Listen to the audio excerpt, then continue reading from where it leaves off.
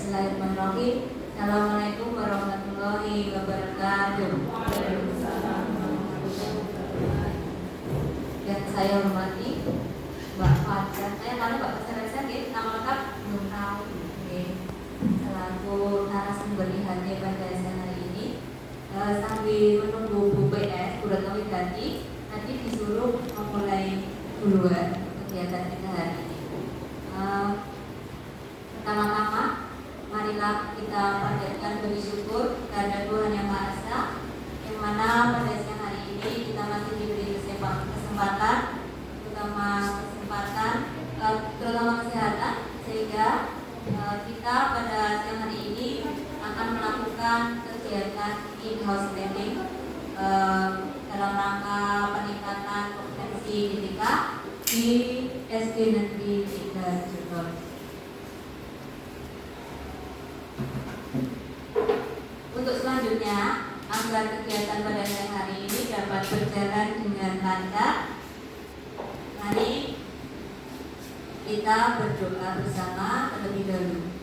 Semoga nanti apa yang kita lakukan hari ini dapat bermanfaat bagi diri pribadi kita, kemudian bisa bermanfaat bagi murid anak didik kita dan juga teman-teman di sekitar kita. Amin ya rabbal alamin. Mari berdoa, kita mulai.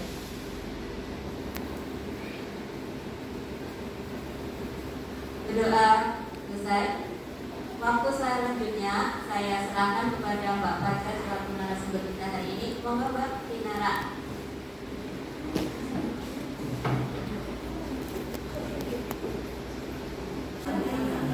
Assalamualaikum warahmatullahi wabarakatuh.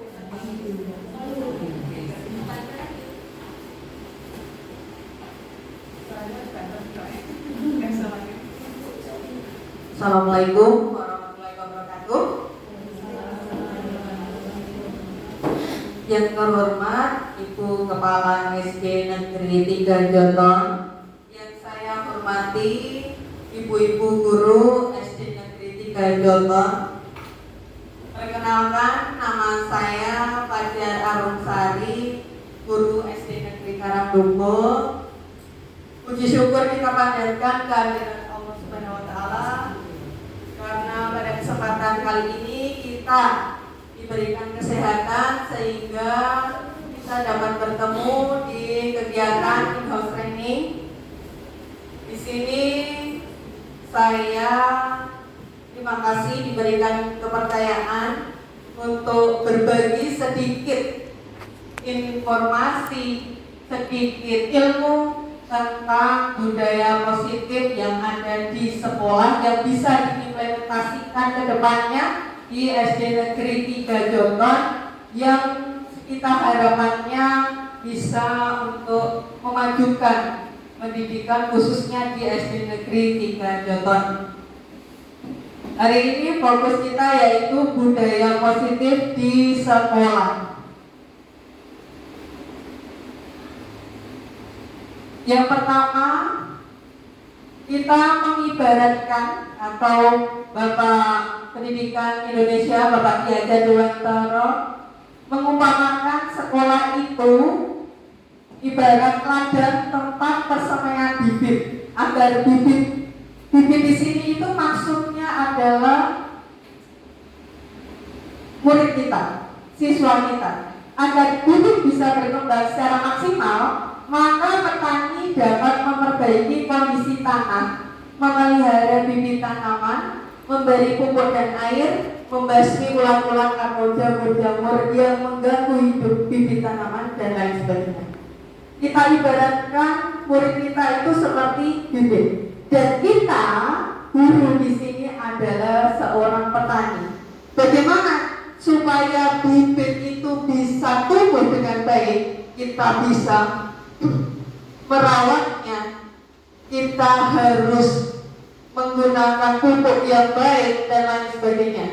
Dari uraian tersebut kita bisa memahami bahwa sekolah diibaratkan sebagai tanah, tempat bercocok tanam, sehingga guru harus mengusahakan sekolah jadi lingkungan yang menyenangkan, menjaga dan melindungi murid dari hal-hal yang tidak baik.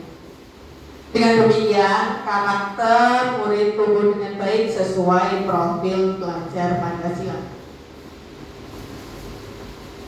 Nah, yang pertama yaitu budaya positif. Sebelum masuk ke materi, kita ice breaking dulu ya teman-teman.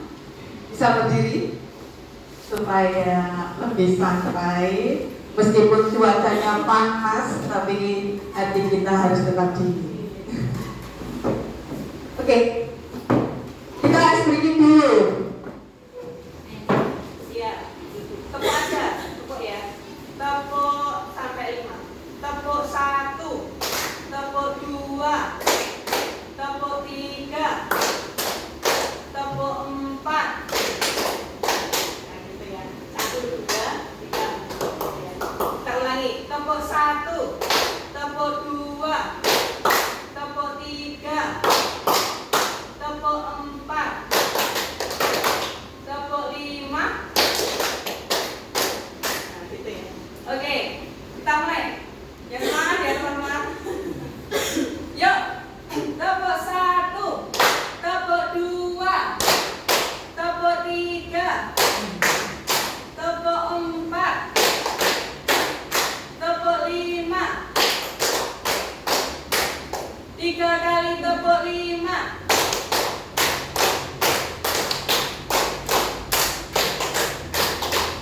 Oke, terima kasih. Kita lanjutkan. Yang pertama yaitu budaya positif. Pasti teman-teman tahu ya, lebih paham daripada saya. Nah, apa itu budaya positif? Coba, kira-kira apa ya budaya positif itu? Coba Ibu siapa? Ibu Roma, apa itu kira-kira budaya positif? Tidak harus benar ya, karena kita mengawali aja apa kira-kira budaya positif. Terus apakah di sekolah kita sudah tercipta budaya positif? Apa itu kira-kira teman-teman budaya positif itu? Budaya itu apa ya? Kebiasaan, betul. Nah kemudian kalau budaya positif, kebiasaan yang baik, kebiasaan yang baik, kebiasaan yang positif. Nah, mari kita lanjutkan. Apa itu? Nah, terima kasih. Konsep inti dari budaya positif. Jadi nanti yang akan kita bahas dari budaya positif yang pertama itu disiplin positif, kemudian nilai-nilai kebajikan, teori motivasi perilaku manusia, hubungan dan penghargaan, kemudian keyakinan kelas, kebutuhan dasar manusia, 5 posisi kontrol dan segitiga restribusi. Apa itu? Kiranya ibu-ibu sudah mengerjakan PMM ya. Di PMM itu ada topik budaya positif. Sudah ya? Sudah muncul sertifikatnya berapa ya? Banyak ya? Banyak ya? Nah, di sini di yang kita bahas ini yaitu budaya positif itu nanti juga ada di PMM. Bisa nanti diimplementasikan untuk aksi nyatanya. Aksi nyatanya nanti kalau yang pernah saya lakukan di sekolah itu membuat keyakinan kelas. Kita lanjutkan terlebih dahulu. Yang pertama yaitu nggak bisa. Dan tidak lupa sambil biar dimasak dulu nih. Yang pertama ya akan kita bahas tentang budaya positif atau kebiasaan-kebiasaan yang baik. Itu yang pertama yaitu disiplin positif. Apa itu disiplin positif? Disiplin. Coba saya mau sedikit bertanya, kira-kira ketika mendengar kata disiplin, apa yang terbayang panjenengan? Apa yang terlintas di pikiran panjenengan?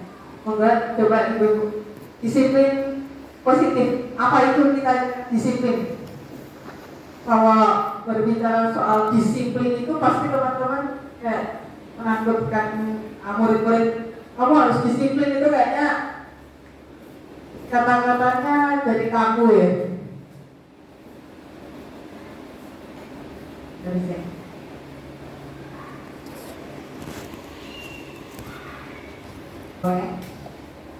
Disiplin positif berasal dari bahasa Latin yaitu disiplina, yang artinya belajar. Kebanyakan orang akan menghubungkan kata disiplin dengan tata tertib, teratur, dan kepatuhan pada peraturan. Kata disiplin juga sering dihubungkan dengan hukuman, padahal beda ya. Karena belajar tentang disiplin positif tidak harus dengan memberi hukuman. Justru itu adalah salah satu alternatif terakhir, dan kalau perlu tidak digunakan sama sekali. Murid yang memiliki disiplin positif akan memiliki motivasi internal yang tinggi dalam menguasai diri untuk melakukan tindakan yang sesuai dengan nilai-nilai kebajikan universal. Apa itu nilai-nilai kebajikan universal?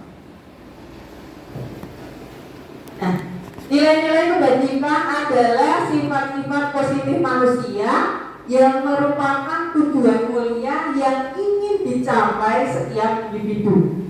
Nilai-nilai tersebut bersifat universal atau umum dan lintas bahasa, suku bangsa, agama maupun latar belakang. Setiap perilaku atau perbuatan selalu memiliki tujuan. Itu kata Dr. William Glasser pada teori kontrol tahun 1984. Dengan mengaitkan nilai-nilai kebajikan yang diyakini seseorang, maka motivasi intrinsiknya akan terbangun sehingga menggerakkan motivasi dari dalam untuk dapat mencapai tujuan mulia yang diinginkan. Pada dasarnya, kalau motivasi itu ada dua, motivasi eksternal dan motivasi internal. Nanti akan kita bahas. Contoh nilai-nilai kebajikan institusi atau organisasi. Di sini fokus dari kurikulum Merdeka adalah mencetak profil pelajar Pancasila, yaitu beriman dan bertakwa pada Tuhan Yang Maha Esa, berakhlak mulia, berkebinekaan global, gotong royong, mandiri, kreatif, dan berkarakter. Pasti ibu-ibu sudah besok semuanya ya.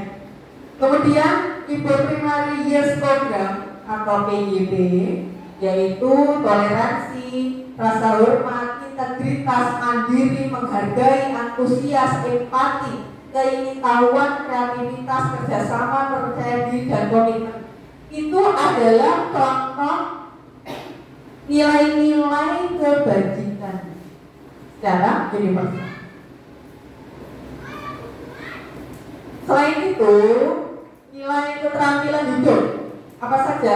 Dapat dipercaya, lurus hati, mendengar yang aktif, tidak merendahkan orang lain, memberikan yang terbaik dari diri. The Seven Essential Virtues ada juga nilai-nilai kebajikan, contohnya empati, suara hati, kontrol diri, rasa hormat, kebaikan, toleransi, keadilan. Itu termasuk bagian dari nilai-nilai kebajikan. Contoh, saya berikan contoh. Kira-kira kalau ada anak yang sakit, kemudian kita ajak anak atau murid kita itu, yuk itu teman kalian ada yang sakit, ayo mari kita jenguk. Kira-kira nilai kebajikan universalnya apa di situ? Ketika ada seorang anak yang sakit di kelas, kemudian kita ajak teman-temannya, ayo kita jenguk Mbak A, kita kasih dorongan supaya Mbak A cepat sembuh. Kira-kira nilai kebajikan apa yang ada di dalamnya? Empati, simpati, seperti itu. Maksudnya inti dari umpama kita mengajarkan suatu anak pasti ada nilai-nilai kebajikan di dalamnya. Contoh, ketika anak kita, mungkin kalau murid di sini SD ya, kalau murid SMA, ketika anak sekolah sudah naik kendaraan bermotor, kemudian kita kasih tahu anak tersebut masuk ke dalam sekolah tidak menggunakan helm. Nah, kok nggak pakai helm? Pakai helm ya? Itu kira-kira nilai kebajikannya apa?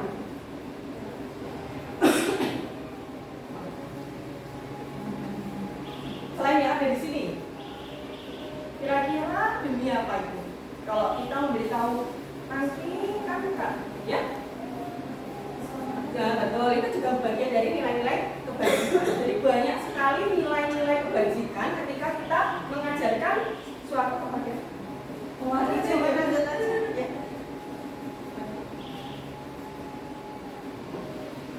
Nah, ini juga contoh nilai-nilai kebajikan institusi. Banyak sekali nilai-nilai kebajikan sebenarnya. Seperti tadi, nah pakai helm ya, nanti kamu jatuh, ini dan lain sebagainya, bisa kecelakaan. Itu nilai-nilai kebajikannya apa? Jadi keselamatan.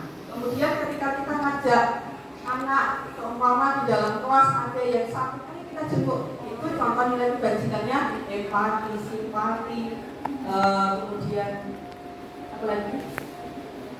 Ketika kita, ya sekarang kita bikin apa ya? Contoh B5. Kita bikin kalau kelas 1 itu bikin apa ya? Kira-kira B5. Ya? Nah, apa? Ya, tempat pensil dari bubur kertas. Kira-kira nilai kebajikannya apa di situ? Tanggung jawab bisa. Kok bisa kebajikannya tanggung jawab? Nah, betul. Itu juga masuk ke tanggung jawab. Selain itu apa lagi? Kreatif, ya enggak? Kita melatih anak untuk kreatif. Lanjut nih. Yang selanjutnya yaitu teori motivasi perilaku manusia. Sebagai seorang guru, saat Anda hadir mengajar di kelas tepat waktu, motivasi apa yang didasari atau yang mendasari tindakan Anda? Kira-kira motivasi dari mana? Wah.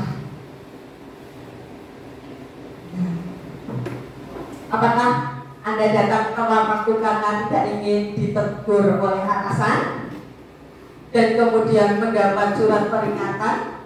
Intinya kalau seperti itu berarti karena menghindari ketidaknyamanan dan hukuman, ya.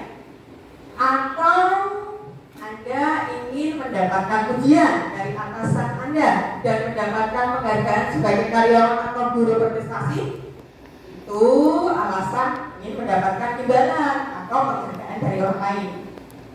Atau kita ingin menjadi orang yang menghargai waktu, menghargai diri Anda sendiri sebagai teladan bagi murid-murid Anda karena Anda percaya tindakan Anda sebagai guru akan dicontoh oleh murid-murid Anda. Intinya menghargai nilai-nilai diri sendiri. Motivasi apa kira-kira dari pilihan-pilihan ini? Dua di atas itu motivasi eksternal atau motivasi dari luar. Yang terakhir ketika kita itu berangkat sekolah atau berangkat kerja karena kita menghargai diri supaya murid-murid itu bisa belajar dari kita karena kita disiplin waktu, itu berarti motivasinya dari diri atau motivasi internal. Nah, menurut Dian Gosen, teori motivasi perilaku manusia dibagi menjadi dua, yaitu motivasi eksternal dan motivasi internal atau dari dalam diri. Seperti yang tadi sudah saya matur, yang pertama untuk menghindari ketidaknyamanan atau hukuman, yang kedua untuk mendapatkan imbalan dari orang lain atau institusi, yang ketiga untuk menghargai diri sendiri. Itu kembali ke pilihan dari kita. Kira-kira motivasi mana yang kita implementasikan, yang kita aplikasikan ke depan? Yang selanjutnya setelah tadi budaya positif, kemudian disiplin positif, yang selanjutnya yaitu hukuman, konsekuensi, dan restitusi. Apa itu hukuman, konsekuensi, dan restitusi? Kita akan bahas. Ada bedanya, ya. Identitas gagal, identitas sukses. Maksudnya bagaimana? Terlihat ya ibu-ibu?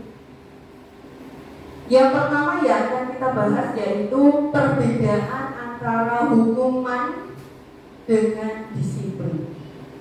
Apa itu bedanya hukuman dengan disiplin?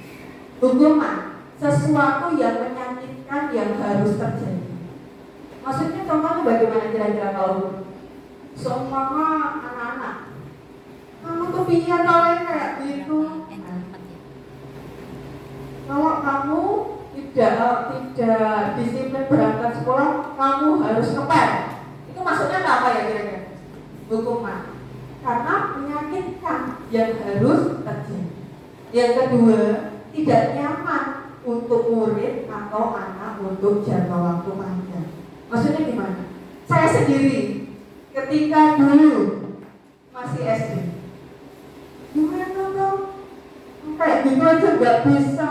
Kemudian kita dihukum. Kira-kira sampai sekarang itu saya pasti masih teringat. Wah itu, saya ingat namanya Bu siapa, marahinnya seperti apa aja saya ingat. Nah itu maksud dari tidak nyaman untuk murid dalam jangka waktu panjang. Yang selanjutnya, korban dalam tanda kutip mendapatkan keadilan. Murid atau anak akan tersakiti. Perilaku pasif agresif meningkat. Maksudnya ketika kita menghukum anak, ketika kita memarahi anak, ketika kita memberikan bentangan kepada anak, bukan anak malah terus takut. Kira-kira akan semakin apa? Agresif. Maksudnya semakin memberontak. Dia tidak kira-kira. Kemudian sistem tidak akan berjalan bila murid tidak takut. Apalagi sekarang kan banyak bulian, banyak tindak kasus penjaringan periso sendiri pendidikan kita bagaimana. Makanya mungkin dengan adanya kurikulum merdeka sedemikian rupa sehingga tidak ada lagi bentangan. Kita jadi seolah-olah menjadi teman bagi anak, tetapi tidak melulu jadi teman. Nanti akan kita baca. Berlaku hanya pada sebuah institusi, tidak berlanjut pada kehidupan nyata. Peraturannya adalah kamu harus, biasanya kalau hukuman seperti itu ya, atau peraturan seperti itu. Tetapi di sini disiplin, konsekuensinya dan restitusi. Apa itu restitusi nanti kita bahas.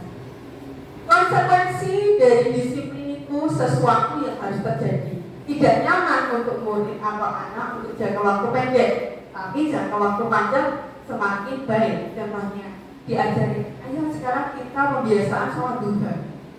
Mungkin anak-anak yang tadinya terpaksa dalam jangka waktu pendek terpaksa, tetapi lama-lamaan terbiasa. Kita lanjutkan. Nah, kita akan bahas. Kira-kira itu masuk ke hukuman atau konsekuensi. Yang pertama, mencatat 100 kali di dalam buku kalimat saya tidak akan terlambat lagi karena terlambat ke sekolah. Kira-kira itu masuk kemana ya? Hukuman atau konsekuensi. Yang kedua, lari mengelilingi lapangan basket 2 kali karena terlambat hadir di sekolah. Apa nih? Murid diminta untuk push up 15 kali karena tidak menggunakan masker ke sekolah.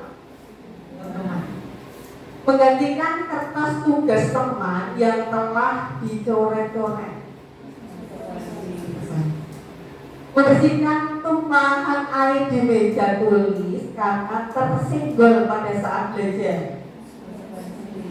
Murid disuruh untuk mengenakan sepatu seharian ke sekolah karena tidak mengenakan sepatu hitam.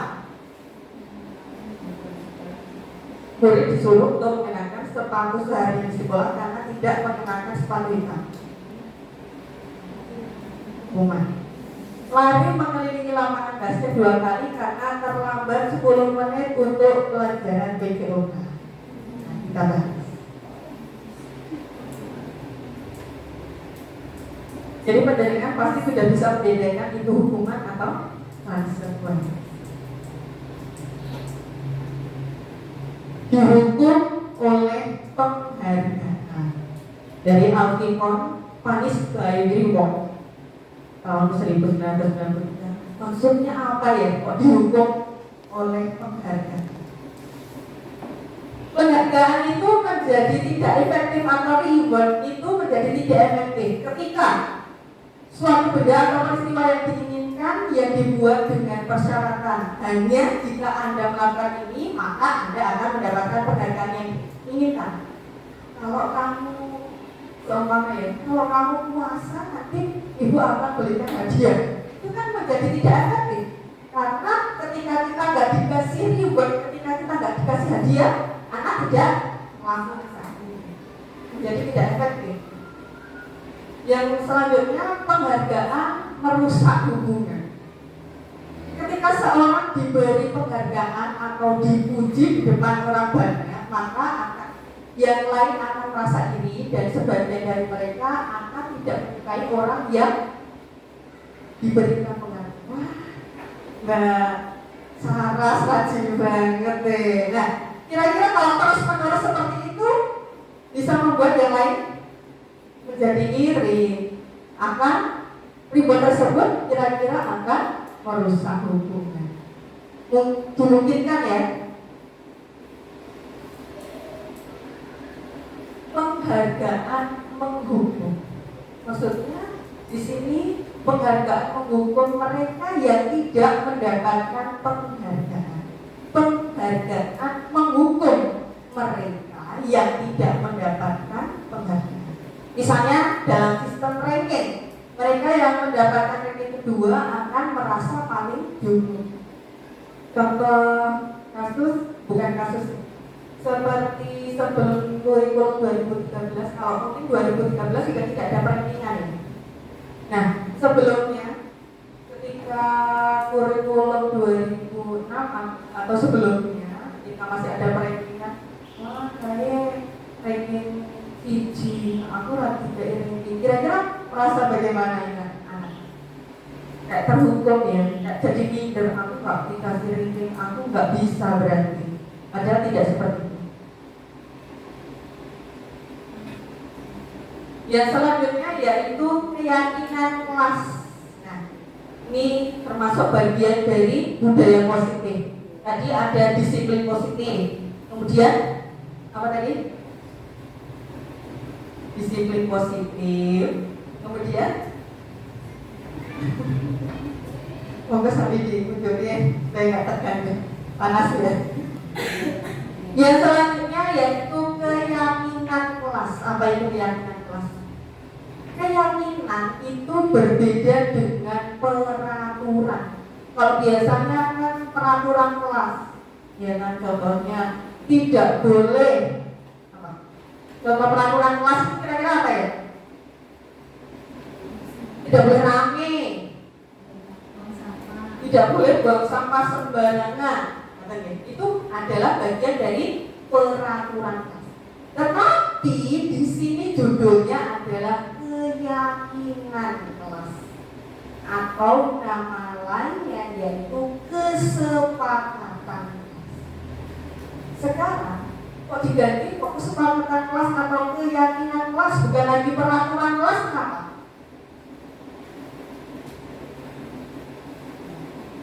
Kita akan bahas. Peraturan kelas itu adalah yang dibuat oleh sepihak saja. Maksudnya bagaimana? Nah, dibuat guru aja, betul. Dibuat guru aja. Tetapi di sini budaya positif itu tidak lagi peraturan kelas, tetapi berubah menjadi keyakinan kelas. Maksudnya keyakinan kelas bagaimana? Nah, di sini pertanyaan. Mengapa kok keyakinan kelas? Kenapa kok tidak peraturan kelas saja? Kenapa?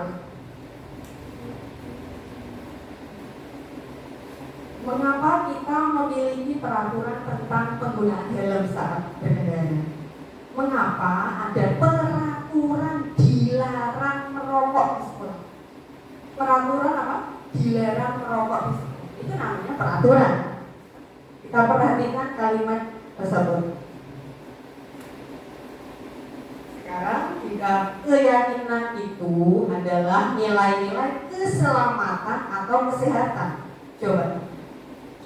Kalau peraturan kan dilarang merokok di sekolah. Anak-anak dilarang atau tidak boleh. Sedangkan keyakinan itu ada nilai-nilai kebajikannya. Maksudnya bagaimana? Kita ganti. Ketika pengaturan itu menjadi banyak kata negatif atau tidak boleh membuang sampah sembarangan, tidak boleh apa? Kalau di kelas itu apa ya? Kira-kira peraturannya tidak boleh rame, ya betul. Tidak boleh nyontek, tidak boleh rame. Ada banyak kata negatif atau tidak dilarang, tidak boleh apa, dilarang apa, itu kata negatif. Atau merujuknya ke satu pihak. Kamu nggak boleh begini, kamu dilarang ini. Siapa yang menunjuk? Kita atau guru atau gurunya. Tetapi sedangkan keyakinan terdapat nilai-nilai kebajikan yang tadi sudah kita bahas. Maksudnya bagaimana? Dilarang merokok di sekolah. Kita ganti katanya menjadi merokok menyebabkan atau merokok merusak kesehatan, merokok membuat sakit. Kira-kira ada nilai apa di dalamnya ketika kita merokok membuat sakit atau merokok menyebabkan gangguan pada kehamilan, gangguan dan lain sebagainya? Ada nilai-nilai apa di situ?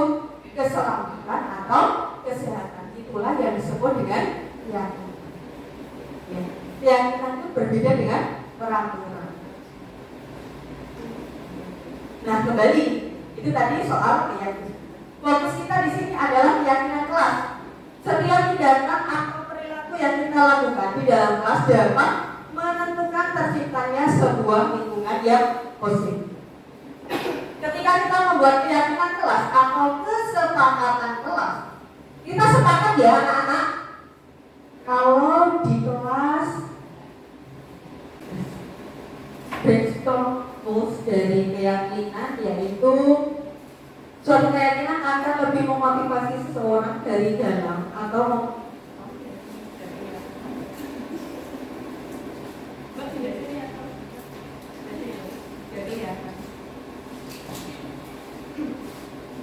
suatu keyakinan akan lebih memotivasi seseorang dari dalam atau memotivasi secara intrinsik. Seseorang akan lebih tergerak dan bersemangat untuk menjalankan keyakinannya daripada hanya sekedar mengikuti serangkaian peraturan yang mengatur mereka harus berlaku begini atau begitu yang membuat ketidaknyamanan dan keterpaksaan. Kira-kira kalau seperti agama pun itu harus sama dengan keyakinan. Kalau kita yakin berarti kita mau untuk melakukan atau melaksanakan. Keyakinan kelas merupakan metode untuk menimbulkan kembali disiplin positif yang didasari oleh motivasi dari dalam diri melalui proses curah berjalan dan pada akhirnya disepakati bersama. Itu keyakinan kelas, bedanya dengan peraturan. Nah, mari kita bahas kembali teman-teman. Peraturan di sini kembalikan badan ke tempatnya. Dilarang mengganggu orang lain. Jadi di sekolah 15 menit sebelum pembelajaran dimulai. Dilarang melakukan kekerasan, dilarang menggunakan narkoba, bergantian atau menunggu giliran. Kira-kira nilai kebajikan apa yang dituju? Kita akan bahas. Yang pertama, kembalikan badan tempatnya, nilai kebajikannya apa? Tanggung jawab. Kemudian dilarang mengganggu orang lain, menghormati orang lain. Jadi di sekolah 15 menit sebelum pembelajaran dimulai, menghormati orang lain dan berkomitmen. Kemudian dilarang melakukan kekerasan, nilai kebajikannya apa? Keselamatan. Dilarang menggunakan narkoba, kesehatan dan keselamatan. Kemudian bergantian atau menunggu giliran, nilai kebajikannya apa kira-kira? Menghormati orang lain dan bersama. Menunggu itu kebajikannya apa? Bersama. Lanjut ya. Pembentukan keyakinan kelas. Ikutnya kan?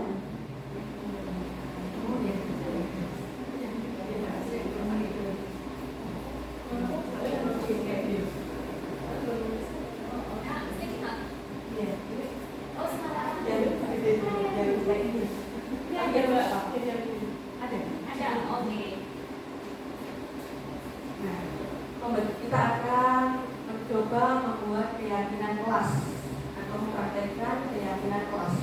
bisa besok pendirian lakukan bersama murid-murid di kelas. Sebenarnya praktek pembentukan keyakinan kelas itu bisa dilakukan sebelum memulai pelajaran di awal semester. Kira-kira panjenengan bersama dengan murid ini menginginkan kelas yang seperti apa? Sifat dari keyakinan kelas itu abstrak, berupa pernyataan universal. Pasti kan murid-murid itu banyak pinginnya kelas itu dibuat seperti apa? Contohnya, ketika murid-murid itu banyak yang mengalami kayak itu loh. Misalnya, aku kok di PC kalau maco aku jadikannya wong tua ya kan mesti, ya kan? Nah, pasti mereka nulisnya tidak boleh menghina dengan sebutan orang tua. Kemudian dibuat dalam pernyataan positif. Jadi kita mengurangi kata dilarang atau tidak boleh. Sedikit saja agar mudah diingat. Kemudian sesuai dengan kondisi kelas atau sekolah sehingga mudah diterapkan. Semua warga kelas dilibatkan dalam membuat keyakinan kelas. Bisa dibagi satu-satu.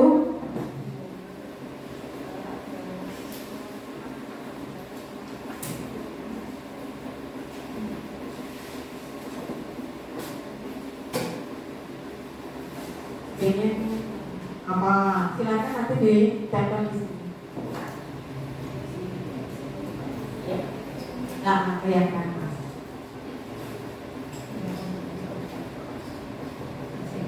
Kita praktek keyakinan kelas. Nah, penjaringan sekarang menjadi muridnya gitu loh.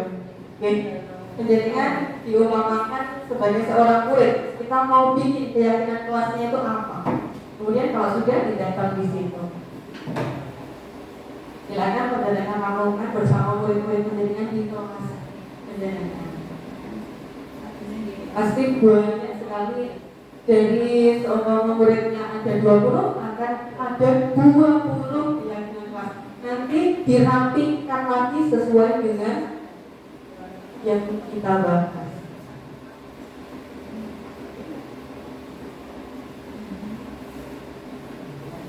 Contoh di sini. Contoh keyakinan kelas apa?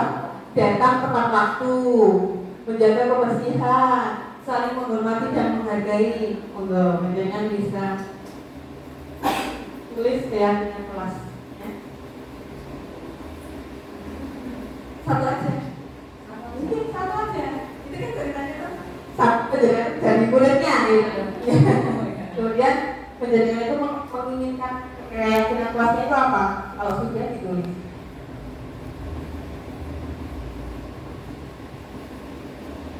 Satu menit aja ya, bersama.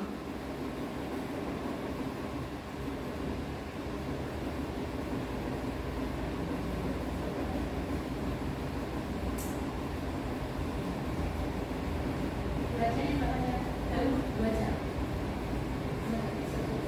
Cukup ya? Cukup ya?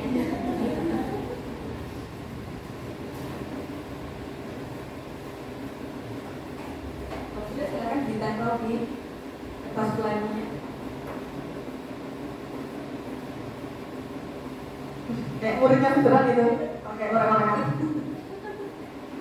Oh nggak apa-apa. Ini kan kita observasi kelas seperti apa ketika murid menjadikan akan membuat keyakinan kelas. Bisa dipraktekkan ketika akan memulai pembelajaran atau semester awal di pembelajaran atau di pembelajaran tahun ajaran baru.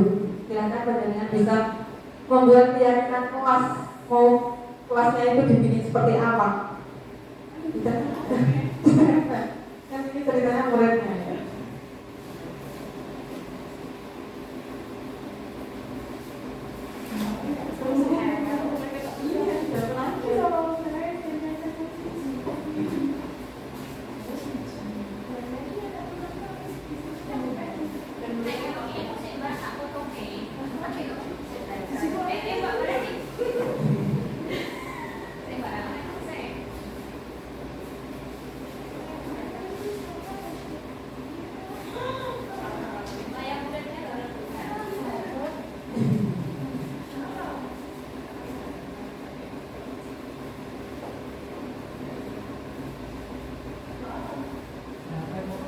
Tidak boleh kamu.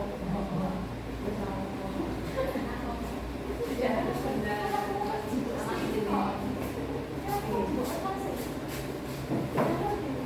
Kita bahas contoh keyakinan kelas yang sudah kita bikin bersama.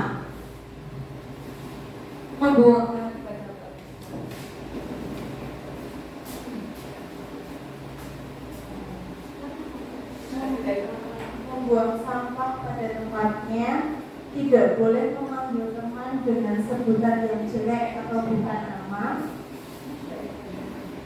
memanggil teman sesuai namanya, kemudian mengembalikan barang ke tempat semula, kemudian menjaga dan meletakkan barang sesuai tempatnya sampai kayak ini tadi, kemudian saling peduli dan menghargai satu sama lain, tidak makan saat Terima kasih buat ini contoh keyakinan yang bisa kita aplikasikan di kelas B. Nah, coba yang tadi tidak makan saat pembelajaran. Tidak makan saat pembelajaran itu apabila kita ganti menjadi kalimat positif, kira-kira seperti apa ya? Kita hilangkan kata tidaknya. Tidak makan saat pembelajaran atau tidak makan saat pelajaran itu kita ganti menjadi kalimat positifnya. Ya, bisa ya mungkin makan ketika istirahat. Mungkin seperti itu ya contoh-contoh dari keyakinan kelas. Kita lanjutkan ya. Yang selanjutnya yaitu kebutuhan dasar manusia. Sebenarnya tidak hanya murid kita atau manusia di sini, seluruh tindakan manusia memiliki tujuan tertentu. Semua yang kita lakukan adalah usaha terbaik kita untuk mendapatkan apa yang kita inginkan. Ketika kita mendapatkan apa yang kita inginkan, sebetulnya saat itu kita sedang memenuhi satu atau lebih dari satu kebutuhan dasar kita. Kira-kira kebutuhan dasar manusia itu apa ya? Nah, di sini belonging, power, fun, freedom. Apa itu? Ada 5 kebutuhan dasar manusia. Yang pertama yaitu survival. Apa itu? Kebutuhan untuk bertahan hidup. Kira-kira kita bekerja seperti ini itu apa yang kita sedang lakukan? Bertahan hidup, ya. Kemudian yang kedua, love and belonging. Itu termasuk dari kebutuhan kita juga. Akan rasa kasih sayang. Yang ketiga, power atau penguasaan. Contoh murid. Si A, murid A itu maunya tuh menang-menangan dewe. Aku paling tebel, aku paling jago. Iya kan? Pasti ada ya di kelas perjalanan itu yang merasa aku loh. Itu adalah kebutuhan dasar manusia berupa penguasaan. Yang selanjutnya freedom atau kebebasan, dan yang kelima kesenangan. 5 kebutuhan dasar manusia. Kebutuhan untuk bertahan hidup atau survival, kebutuhan yang bersifat fisiologis untuk bertahan hidup, misalnya kesehatan, rumah, makanan, pekerjaan, itu masuk ke dalam kebutuhan untuk bertahan hidup. Yang kedua, cinta dan kasih sayang, kebutuhan untuk memberi dan menerima kasih sayang, dan kebutuhan untuk merasa menjadi bagian dari suatu kelompok. Yang ketiga, kekuasaan atau power. Kebutuhan ini meliputi keinginan untuk dianggap berharga, bisa membuat perbedaan, bisa membuat pencapaian kompeten, diakui, dihormati. Ini meliputi self-esteem dan keinginan untuk meninggalkan pengaruh. Yang selanjutnya kebebasan. Kebebasan di sini atau freedom maksudnya adalah kebutuhan akan kemandirian, otonomi, memiliki pilihan dan mampu mengendalikan arah hidup seseorang. Anak-anak dengan kebutuhan kebebasan yang tinggi menginginkan pilihan. Mereka perlu banyak bergerak, suka mencoba-coba, tidak terlalu terpengaruh orang lain, dan senang mencoba hal baru dan menarik. Yang selanjutnya yang kelima yaitu kesenangan. Kebutuhan untuk mencari kesenangan, bermain dan tertawa. Anak-anak dengan kebutuhan dasar kesenangan yang tinggi biasanya ingin menikmati apa yang dilakukan. Mari kita analisis kasus berikut.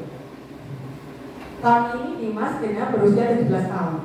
Ia senang sekali ketika ayahnya mulai mengajarkan cara menyetir mobil. Setiap akhir pekan ia berlatih menyetir.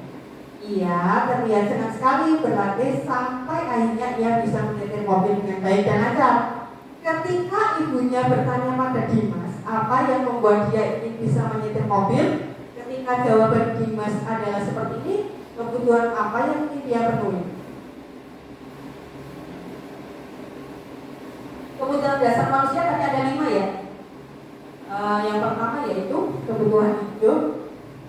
Kemudian yang kedua kasih sayang. Yang ketiga apa tadi? Penguasaan. Yang keempat kesenangan. Yang kelima kebebasan. Kira-kira ketika jawaban Bagas, aku merasa bangga dan keren, itu kebutuhan yang sudah terpenuhi dari diri Dimas apa ya? Aku merasa bangga dan keren. Kemudian, ya biar bisa jalan-jalan naik mobil sama temanku. Menyetir mobil itu seru. Kira-kira kebutuhannya apa ya?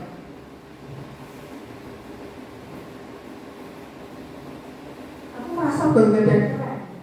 Aku merasa gitu loh. Nah, itu penguasaan. Yang kedua, ia bisa jalan-jalan naik mobil sama temanku. Dengan Dimas itu bisa nyetir, dia merasa disayang, ya enggak? Merasa dihargai oleh temannya, merasa diterima oleh temannya. Kemudian yang ketiga, menyetir mobil itu seru. Kira-kira kebutuhan yang terpenuhi apa?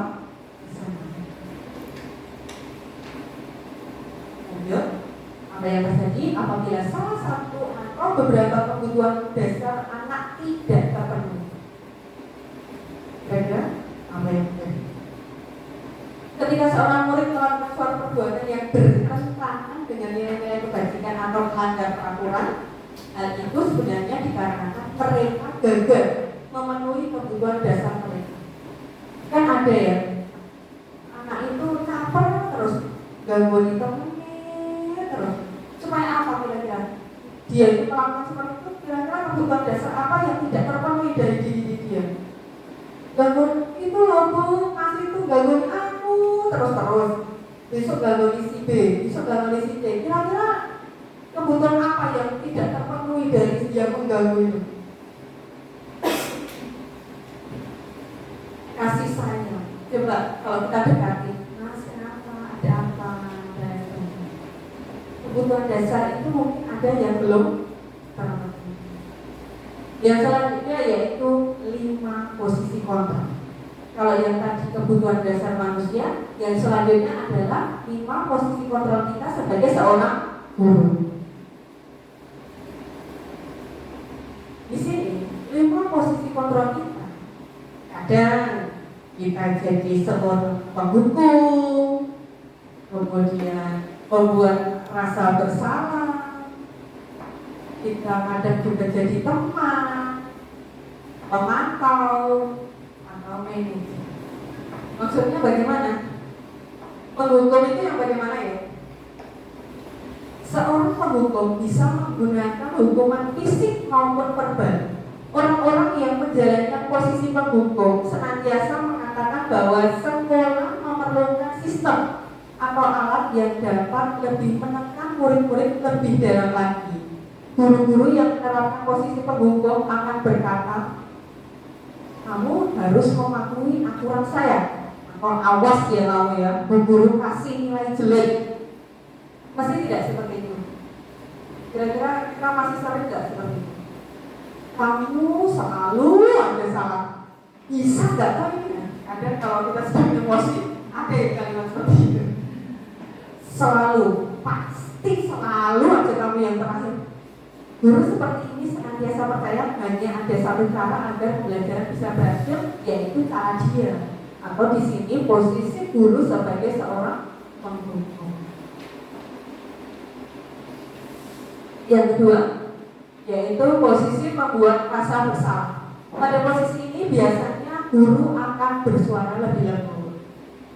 Membuat rasa bersalah menggunakan keheningan yang membuat orang lain merasa tidak nyaman, bersalah atau rendah diri.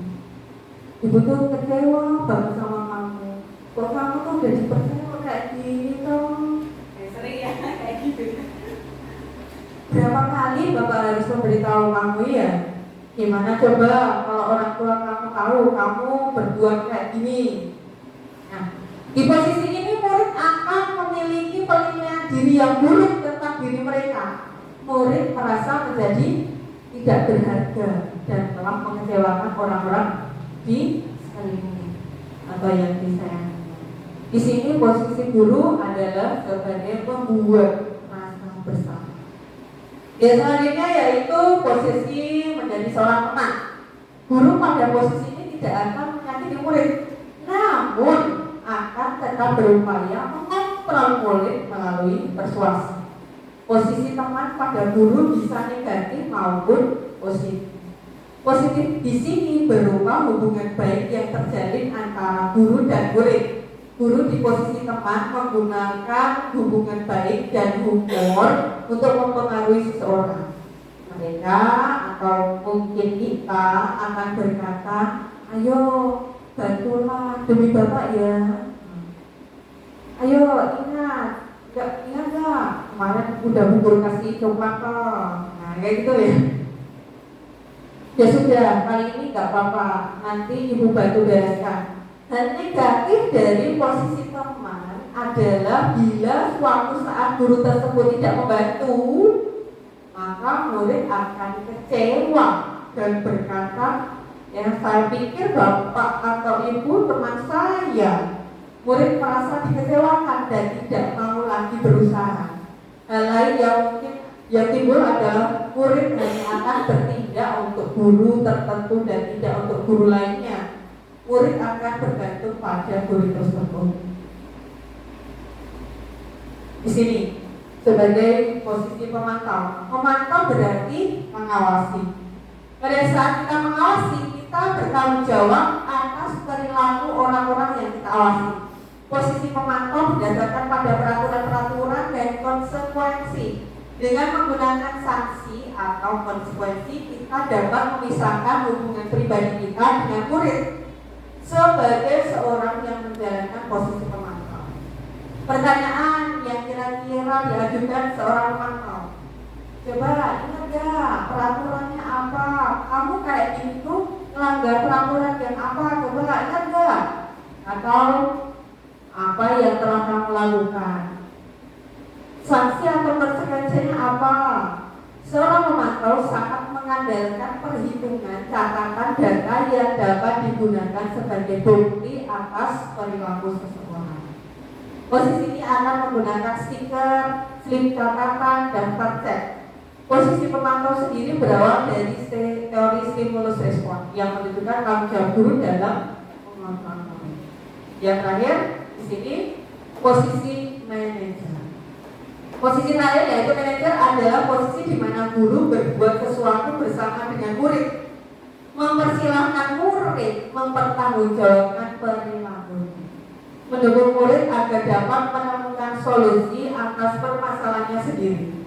Seorang manajer telah memiliki keterampilan di posisi teman maupun pemantau, dan dengan demikian bisa jadi di waktu-waktu tertentu kembali kepada kedua posisi tersebut bila diperlukan.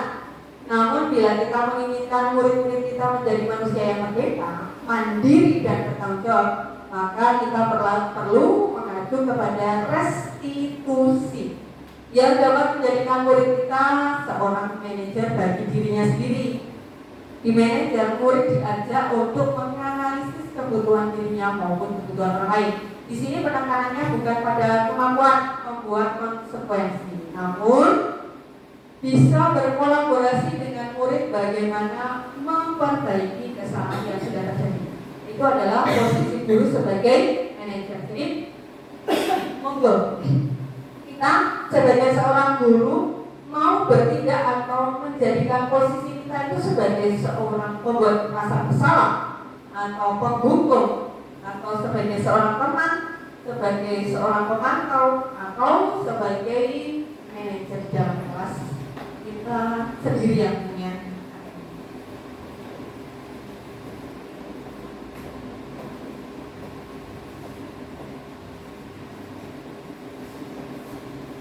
contoh video supaya lebih bisa memahami 5 positif kontrol.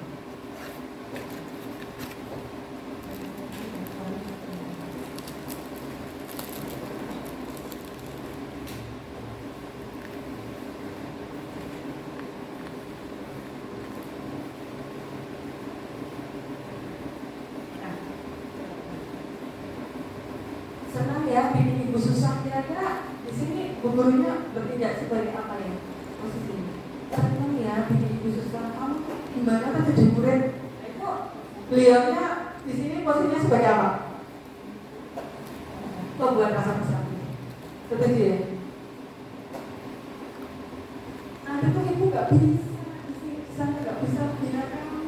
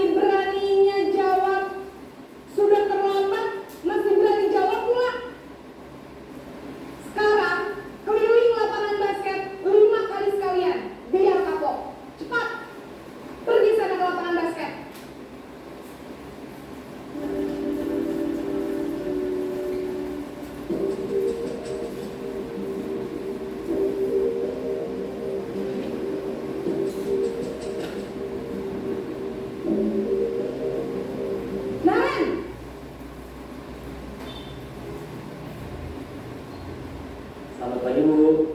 Naren, kamu kenapa terlambat lagi, nak? Ya Tuhan, Naren, kamu senang ya bikin ibu susah ya? Kalau kamu terlambat lagi, nanti ibu yang ditegur bapak kepala sekolah, nak. Disangka ibu tidak bisa menghina kamu. Duh, gimana ini?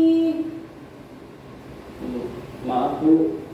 Gusti Naren, kamu suka ya kalau ibu ditegur bapak kepala sekolah? Terus, sekarang ibu harus tulis apa ini di buku absen? Ini kamu sudah sering terlambat loh. Ibu harus apa coba? Maaf, Bu. Maaf sekali. Ya sudah, lain kali jangan bikin ibu susah lagi ya, nak ya. Ibu tidak akan kuat lagi kalau kamu gini terus. Bisa jantungan kalau ibu ditegur bapak kepala sekolah. Sana cepat ke kelas. Maaf ya, Bu. Maaf sekali. Posisi pembuat rasa bersalah berbicara dengan nada tenang.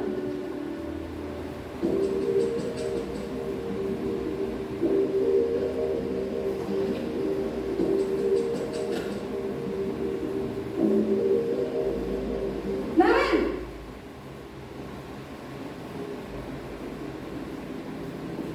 Selamat pagi, Bu. wah, sudah jam berapa ini, nak? Terlambat lagi ya, sayang. Iya, Bu. Habis ibu saya lupa bangunkan saya, Bu. Kamu malah menyalahkan ibu kamu. Kamu bukannya anak yang larinya paling kencang.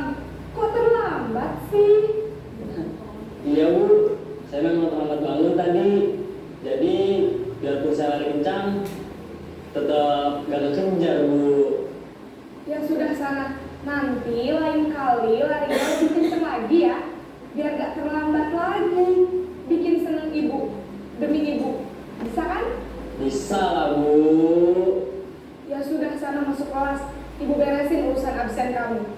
Kamu ini ada-ada saja.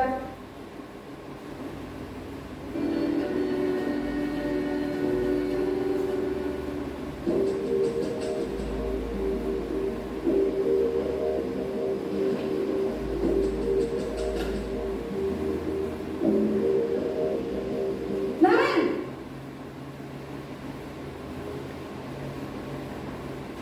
Selamat pagi, Bu. Naren, apa peraturan sekolah kita tentang jam berapa kita harus masuk sekolah, nak? Kita harus di sekolah jam 7, Bu. Iya betul, sekarang sudah jam 7.20.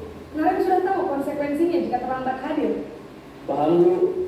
Saya harus tinggal kelas pas jam istirahat selama 20 menit.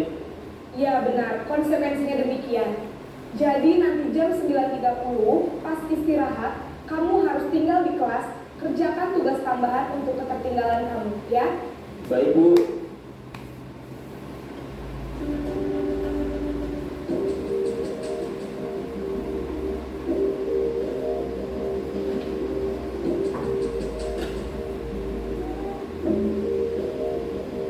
Naren!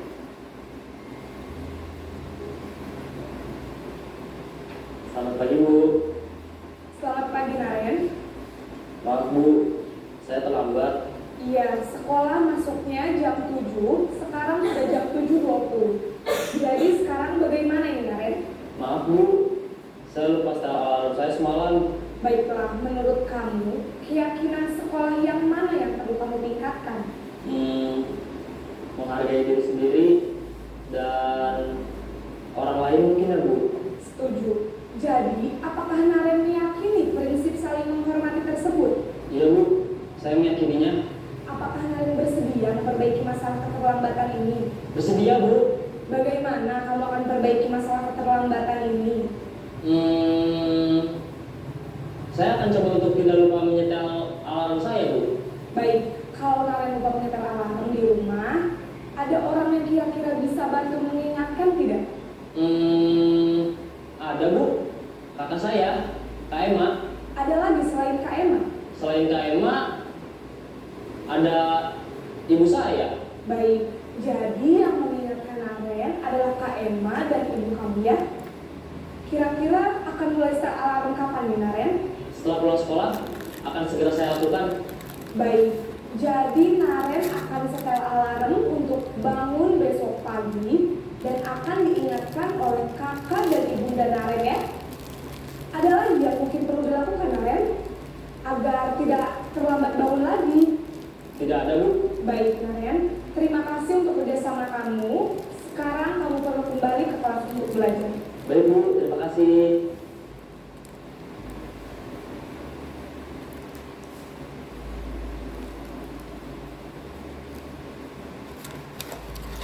Dan tadi sudah diaplikasikan penghukum itu seperti apa, membuat orang merasa bersalah bagaimana, teman, pemantau, dan yang terakhir manajer. Kira-kira menurut penjelasan posisi guru yang bagaimana di antara kelima ini yang paling tepat kiranya yang bisa kita aplikasikan di dalam kelas?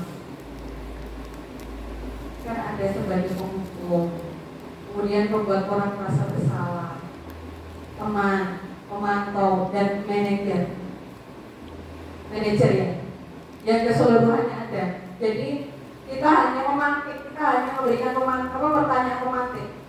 Kira-kira keyakinan kelas yang apa yang sudah kamu langgar ya, Naren? Ya nggak, tadi ada pertanyaan seperti itu ya.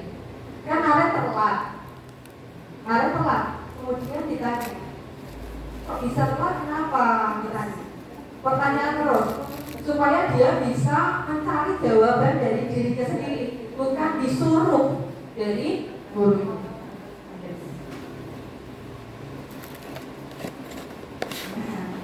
Berada di posisi kontrol kan, ibu sekarang penghukum, membuat rasa bersalah, kemudian teman, memantau atau manajer. Mari kita lanjutkan dengan segitiga restitusi. Ketika manajer adalah posisi kontrol yang paling tepat, bisa diselesaikan dengan menggunakan segitiga restitusi. Apa itu segitiga restitusi? Begini gambar segitiga restitusi. Yang pertama untuk menyelesaikan suatu permasalahan, yaitu yang pertama menstabilkan identitas. Apa itu menstabilkan identitas? Yang kedua, validasi tindakan yang sama. Baru yang terakhir, menanyakan keyakinan. Seperti yang tadi dilakukan oleh ibu guru ketika dia bertindak sebagai seorang manajer. Segitiga restitusi adalah proses menciptakan kondisi bagi murid untuk memperbaiki kesalahan mereka sehingga mereka bisa kembali pada kelompok mereka dengan karakter yang lebih kuat. Itu berdasarkan dari Gosen tahun 2004. Segitiga restitusi adalah sebuah tahapan untuk memudahkan para guru dan orang tua dalam melakukan proses untuk menyiapkan anaknya untuk melakukan restitusi. Tahapan restitusi yang pertama yaitu menstabilkan identitas. Menstabilkan identitas itu tidak bertanya, tetapi kita memberikan pernyataan. Contohnya, ya, ditanyai baik-baik. Bukan ditanyai, tetapi kita memberikan pernyataan. Kita semua akan melakukan hal yang terbaik yang bisa kita lakukan. Maksudnya contohnya seperti ini ketika diaplikasikan dalam sebuah pernyataan. Ketika anak kita ada yang mengambil barang milik teman lain tanpa ngomong atau tanpa izin terlebih dahulu. Pernyataan yang kira-kira bisa kita sampaikan sebagai tahapan restitusi yang pertama yaitu menstabilkan identitas, maksudnya seperti ini. Contoh, ya kita semua itu kan pasti pernah ya melakukan kesalahan. Bu guru juga pernah melakukan kesalahan. Mungkin dulu bu guru juga pernah mengambil barang milik teman. Itu namanya menstabilkan identitas. Jadi dia tidak merasa disalahkan atau tidak merasa insecure, tidak merasa minum aku kok digini kok enggak. Kita stabilkan dulu identitasnya, nggak apa-apa. Oke, duduk dulu. Bu guru pernah kok dulu juga melakukan kesalahan seperti kamu. Kita semua sebagai manusia itu pernah berbuat salah. Itu adalah pernyataan ketika kita melalui tahapan restitusi yang pertama yaitu menstabilkan identitas. Yang kedua, validasi tindakan yang salah. Kita tanyai. Coba. Kan tadi sudah. Ya semua pernah melakukan kesalahan. Kita lanjutkan. Kita kasih pertanyaan. Dan kamu ngelakuin kayak itu alasannya apa? Coba kita tanyai. Alasan ketika berbuat seperti itu apa? Yang ketiga, menanyakan keyakinan. Keyakinan kelas apa yang sudah kamu langgar?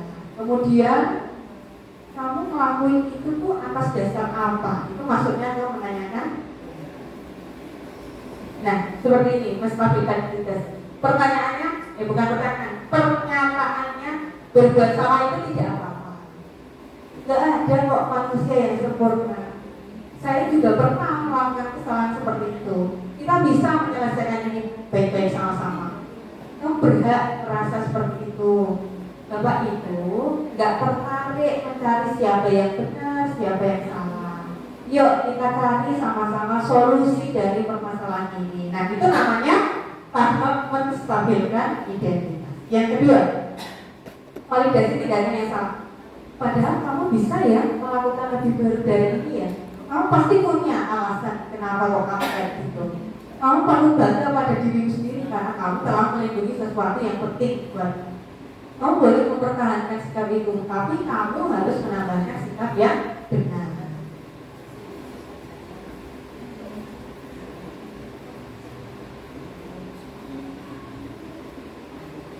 Ini contoh ketika saya praktekkan di sekolah.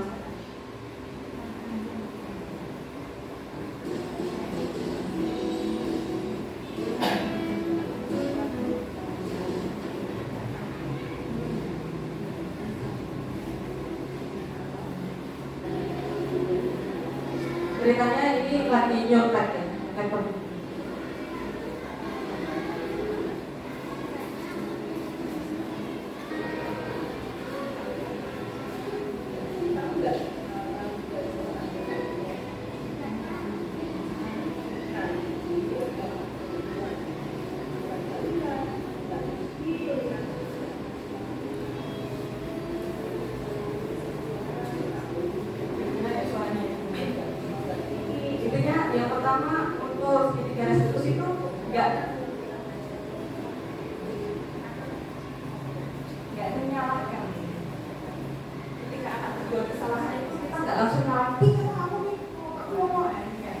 Tetapi kita menstabilkan identitas dulu. Kita bahas dulu. Enggak apa-apa wis. Kamu kayak gitu, namanya manusia itu pernah ngelakuin salah pernah. Jadi kan kita nggak teraniaya. Menganalisis kasus membolehkan sehingga restitusi. Mari kita menganalisis kasus.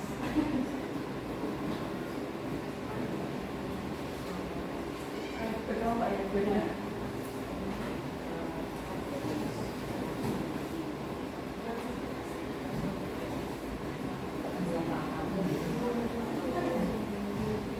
Tulis di sini ya.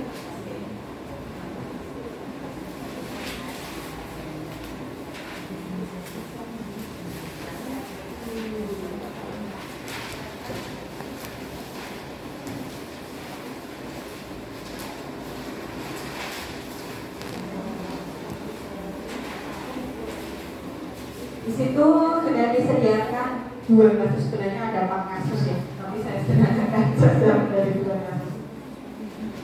Guru matematika dan wali kelas 8, Ibu Santi sakit sehingga tidak dapat masuk dan mengajar. Akhirnya dicarikan guru pengganti, Ibu Eni namanya. Ibu Eni baru 2 tahun menjadi guru SMP.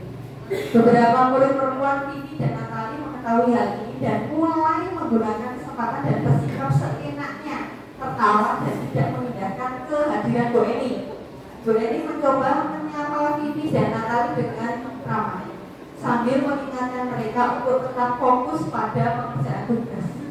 Ayolah, tugasnya dikerjakan. Nanti ibu ditegur bapak kalau sekolah kalau kalian tidak mengerjakan tugas. Kalau bagi ibu ya. Namun Vivi dan Natali malah jadi ketawa. Ibu sangat sembuh. Mereka tidak mengerjakan tugas dan malah ngobrol. Keesokan harinya Ibu Santi memanggil Vivi dan Natali serta menanyakan tentang laporan Bu Eni. Jadi sebenarnya guru matematikanya itu Bu Santi, tetapi diajar oleh Bu Eni karena Bu Santi izin gitu ya. Ibu Santi menanyakan apakah mereka bersedia memperbaiki permasalahan yang ada. Vivi dan Natali sempat ragu-ragu dan membela diri, namun pada akhirnya mengatakan akan meminta maaf. Ibu Santi menanggapi bahwa tindakan itu boleh saja dilakukan bila bersungguh-sungguh ingin meminta maaf. Namun Ibu Santi menawarkan kembali apa yang mereka bisa lakukan untuk menggantikan rasa tidak dihormati Ibu Santi.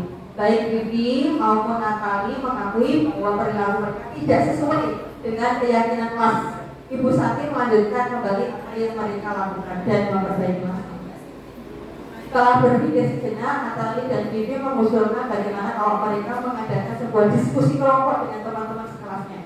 Tema yang mereka pilih adalah mengenalkan keyakinan kelas, terutama tentang sikap saling menghormati dan bagaimana penerapannya di kehidupan sehari-hari di sekolah. Usulan kedua adalah mengirim email kepada Ibu ini tentang gagasan mereka tersebut. Mereka pun memberitahu Ibu ini bahwa mereka telah memberitahu kepala sekolah Pak Hasan bila lain waktu ada ketiadaan guru, maka mereka akan mengusulkan Ibu ini sebagai guru pengganti. Pertanyaannya, dalam kasus di atas, langkah-langkah restitusi apa saja yang bisa dijalankan? Yang pertama kan menstabilkan data, kemudian validasi tindakan yang salah, dan ketiga menanyakan keyakinan kelas. Nah kira-kira itu sudah ada ketiga restitusinya belum? Ada tindakan dari yang ketiga itu yang belum dilakukan atau tidak? 5 menit Pak, aja ya.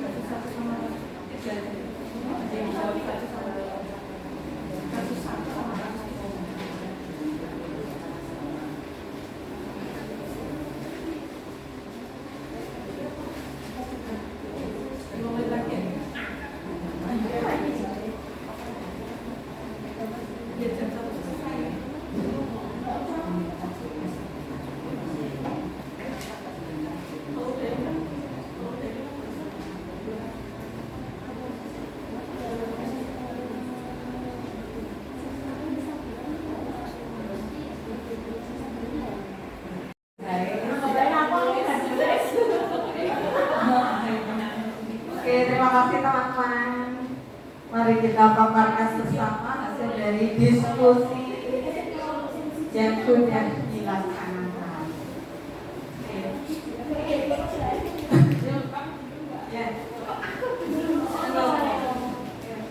Dan ditempel terus dipaparkan, dipaparkan dengan jaringan yang beda, terus memaparkan siapa.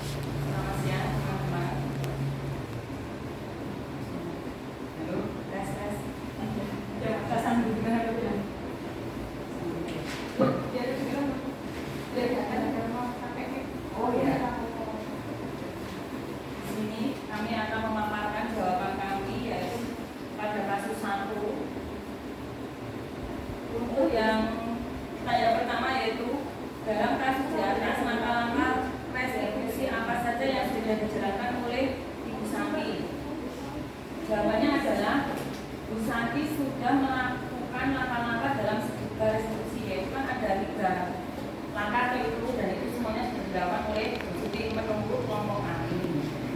Kemudian yang selanjutnya adalah menurut Anda apakah restitusi yang diusulkan Vivi dan Natali sudah sesuai dengan pelanggaran yang telah dibuat? Apakah langkah-langkah restitusi yang telah diusulkan mereka? Menurut kami sudah sesuai dengan langkah-langkah restitusi, sudah sesuai dengan pelanggaran yang telah dibuat. Kemudian yang kedua yaitu langkah-langkah restitusi yang diusulkan mereka, yaitu yang pertama saling menghormati sesama teman, maksudnya, dan menerapkannya dalam kehidupan sehari-hari sekolah. Kemudian yang kedua yaitu meminta Bu Eni sebagai guru pengganti lagi jika tidak ada guru mapel matematika, maksudnya guru mapel matematika sedang berhalangan, akan meminta mengusulkan Bu Eni lagi sebagai guru penggantinya sebagai rasa permintaan rasa bersalahnya. Terus kemudian yang ketiga yaitu dalam kasus di atas, posisi apakah yang telah diambil oleh Ibu Eni dalam menangani Vivi dan Natali? Posisi Bu Eni dalam menangani Vivi dan Natali adalah sebagai pembuat rasa bersalah, Jadi hal-hal yang dikatakan Bu Eni itu memang tidak kasar, tidak parah, tapi bisa menyentuh hati manapun sehingga mereka merasa bersalah. Kemudian yang terakhir, jika Anda adalah Pak Hasan, bagaimana Anda menyikapi langkah yang ditempuh oleh Ibu Santi? Langkah yang diambil Ibu Santi sudah tepat dan sudah bisa mengatasi langkah yang diambil Ibu Santi sudah tepat dan sudah bisa mengatasi masalah, yaitu masalah tentang Vivi dan Eni yang menyepelekan Ibu Eni waktu mengajar matematika sebagai guru pengganti. Kemudian untuk yang kasus ketiga, kasus ketiga, untuk pertanyaan pertama yaitu posisi kontrol apa yang telah dipraktekkan oleh kepala sekolah Ibu Suti sebagai manajer yang dilakukan Bu Suti, yaitu karena Bu Suti menanyakan kepada Dino untuk memperbaiki masalah dan menawarkan solusi kepada Dino untuk belajar menjahit pada Pak Evan sehingga Dino bisa memasang kancing baju Anto. Karena dalam kasus ini Anto Dino itu merobek baju Anto sehingga kancingnya tidak terlepas, jadi ditawarkan kepada Dino untuk memasang, untuk belajar menjahit agar bisa memasang bajunya Anto. Ini yang kedua, dalam kasus tersebut bagaimana Dino dikuatkan, bagaimana Anto dikuatkan oleh Ibu Suti. Sebagai kepala sekolah di sini, Bu Suti menguatkan Dino maupun Anto. Di sini Dino sebagai tersangka dan Anto sebagai korbannya. kepada Dino, Bu Suti mengatakan bahwa kesalahan adalah hal yang manusiawi. Jadi memang semua orang itu bisa melakukan kesalahan kapanpun dan dimanapun mereka berada. Maka seperti itu ya. Terus untuk kemudian kepada Anto, Bu Dino memberikan penguatan, yaitu mengatakan bahwa pada Anto bahwa mempertahankan diri adalah hal yang penting. Jadi sebagai manusia memang kita dituntut untuk mempertahankan diri dalam situasi yang sulit. Kemudian yang ketiga yaitu kira-kira nilai kebajikan atau keyakinan sekolah apa yang dituju dalam kasus tersebut. Nilai-nilainya kalau menurut kelompok kami yaitu berani berbuat, harus berani bertanggung jawab. Jadi siswa yang melakukan kesalahan harus berani mempertanggungjawabkan kesalahannya itu untuk menjadi pribadi lebih baik lagi. Terima kasih. Kita tepuk tangan untuk kelompok Angga. Mempersingkat waktu nomor 1.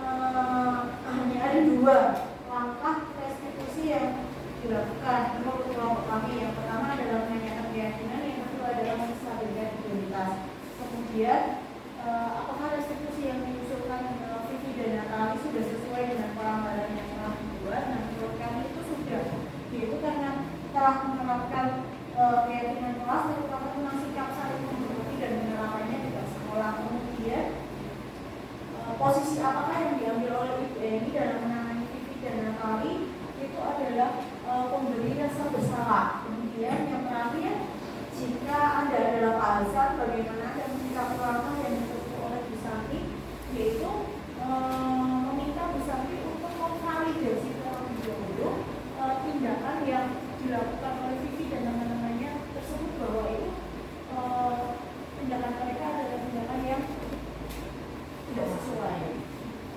Untuk kasus yang ketiga,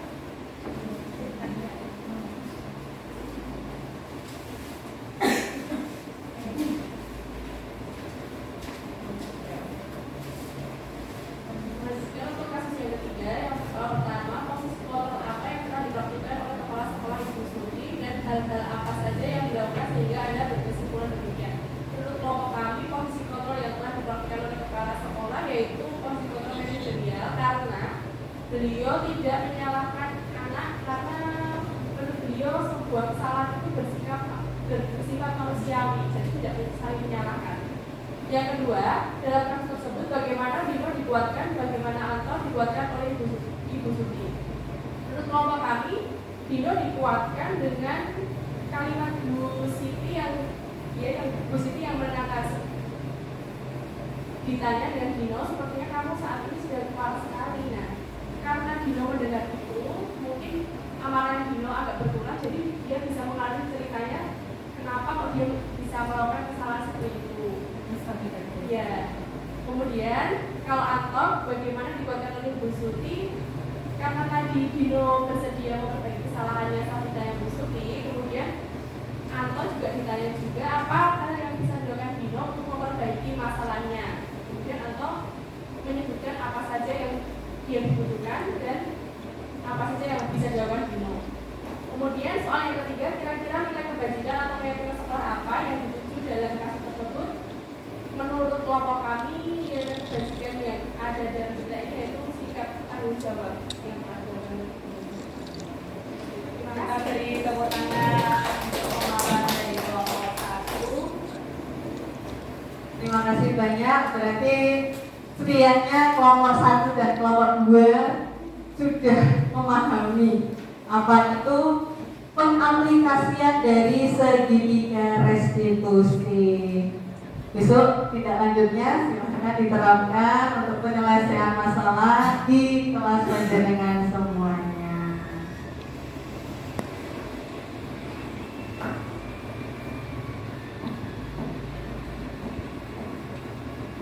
Sedikit untuk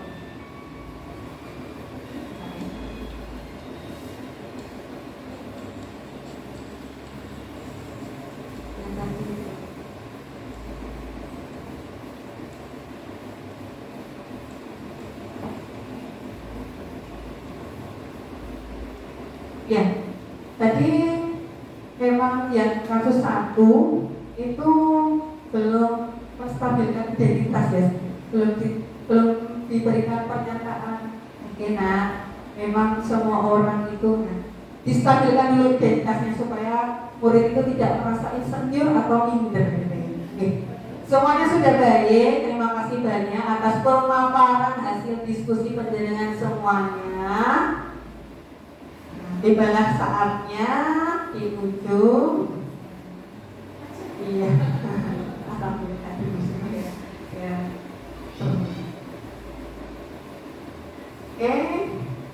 Hari ini kita sudah sedikit berbagi tentang apa itu budaya positif, disiplin positif, 5 posisi kontrol dan juga 5 kebutuhan dasar manusia.